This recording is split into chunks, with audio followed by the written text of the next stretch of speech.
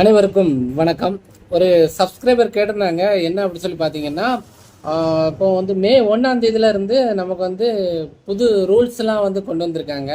அதாவது ட்ரெயின் டிக்கெட்டை பொறுத்த வரைக்கும் எப்படி வந்து கேன்சல் பண்ணால் ரீஃபண்ட், எப்படி வெயிட்டிங் லிஸ்ட்டில் ட்ராவல் பண்ணலாமா, அது மட்டும் இல்லாமல் ஓடிபி கட்டாயம், இந்த மாதிரி நிறைய ரூல்ஸுகள் கொண்டு வந்துருந்தாங்க. அந்த ரூல்ஸை பற்றி கொஞ்சம் வீடியோ போடுங்களேன் அப்படி சொல்லி கேட்டிருந்தாரு.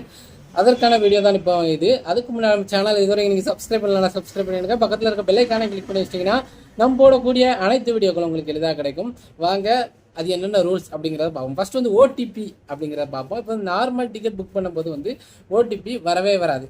எப்போவுமே முன்னாடியும் புக் பண்ணும்போது ஓடிபி வராது, இப்பவும் புக் பண்ணும்போது வராது. ஆனால் தட்கால் டிக்கெட் புக் பண்ணும்போது மட்டும் ஓடிபி கண்டிப்பாக வரும் அப்படி சொல்லியிருக்காங்க.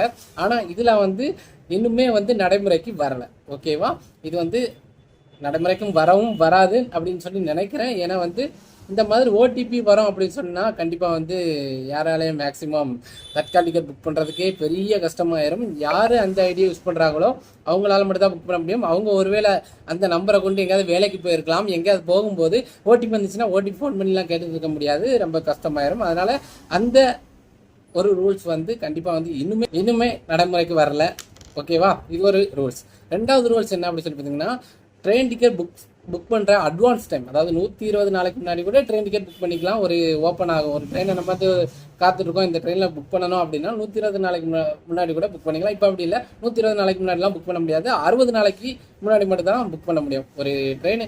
அதாவது இன்னும் 2 மாதத்தில், அதாவது 60 நாளைக்கு அப்புறமா நம்ம போகக்கூடிய ஒரு சுச்சுவேஷனில் இருந்தோம் அப்படி சொல்லி பார்த்தீங்கன்னா இந்த மாதத்தில் புக் பண்ணிக்கலாம். அதே டேட்டில் அல்லது ஒரு 60 நாளைக்கு முன்னாடி எந்த டேட் வருதோ அந்த டேட்டில் புக் பண்ணிக்கலாம். அது ஒரு ரூல்ஸாக கொண்டு வந்துட்டாங்க. இது வந்து மே மாதத்தில் கொண்டு வரல, மே மாதம் 2025 கொண்டு வரல, அதுக்கு முன்னாடியே கொண்டு வந்துட்டாங்க.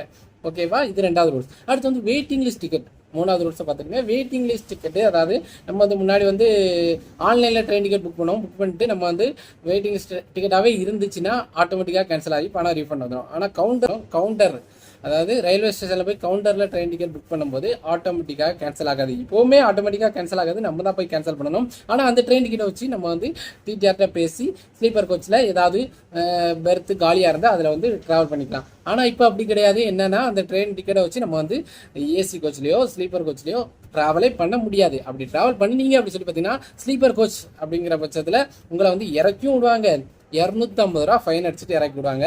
அடுத்து வந்து ஏசி கோச்சாக இருந்தால் கண்டிப்பாக இறக்கி விடுவாங்க, 450 ரூபா ஃபைன் அடிச்சுட்டு இறக்கி விடுவாங்க.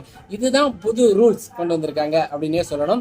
ஆனால் ரூல்ஸே மீறி ஒருவேளை டிடிஆர் மனசு வச்சா நமக்கு வந்து கண்டிப்பாக வந்து பயணம் செய்யலாம். ஆனால் கண்டிப்பாக வந்து இறக்கி விடணும், கண்டிப்பாக அப்படி வந்து பயணம் செய்ய அனுமதிக்கவே கூடாது அப்படின்னு சொல்லிட்டு ரூல்ஸை கொண்டு வந்திருக்காங்க.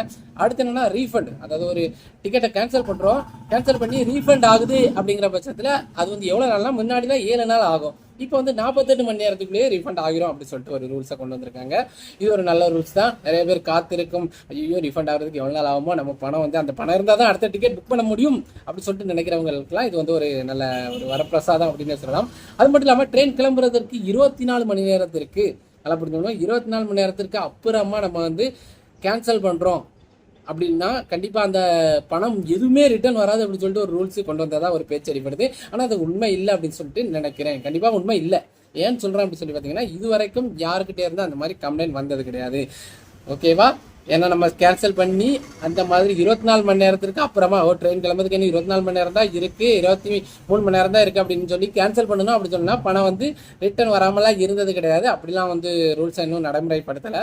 அப்போ எந்தெந்த ரூல்ஸ்லாம் உங்களுக்கு உண்மையாக இருக்குது, எந்தெந்த ரூல்ஸ்லாம் பொய்யா இருக்குது அப்படி சொல்லி பார்த்தீங்கன்னா, சரி எதெல்லாம் பொய்யா இருக்குது இதெல்லாம் உண்மையாக இருக்குது அப்படின்னு சொல்லி பார்த்தீங்கன்னா, நம்ம வந்து தட்கால் ட்ரெயின் டிக்கெட் புக் பண்ணுறதுக்கு ஓடிபி கட்டாயம் அப்படி சொல்லிட்டு இருக்கிறது வந்து இப்போதைக்கு பொய்யா இருந்த மாதிரியே தெரியுது. அடுத்து வந்து ட்ரெயின் கிளம்புறதற்கு 24 மணி நேரத்திற்கு அப்புறமா எந்த டிக்கெட் கேன்சல் பண்ணாலும் பணம் ரிட்டர்ன் வராது அப்படிங்கிறதும் ஒரு பொய்யான ஒரு இன்ஃபர்மேஷனாகவே தெரியுது. இப்போ வந்து உங்களுக்கு புரிஞ்சிருக்குன்னு நினைக்கிறேன். அடுத்து ஒரு நல்ல ஒரு வீடியோட சந்திப்போம். தேங்க்யூ. இதை பற்றின கீழே ஏதாவது உங்களுக்கு வந்து சந்தேகம் இருந்தால் கமெண்ட் பண்ணுங்கள், நான் வந்து அதை கிளியர் பண்ணி விட்ருவோம். ஓகேவா? தேங்க்யூ.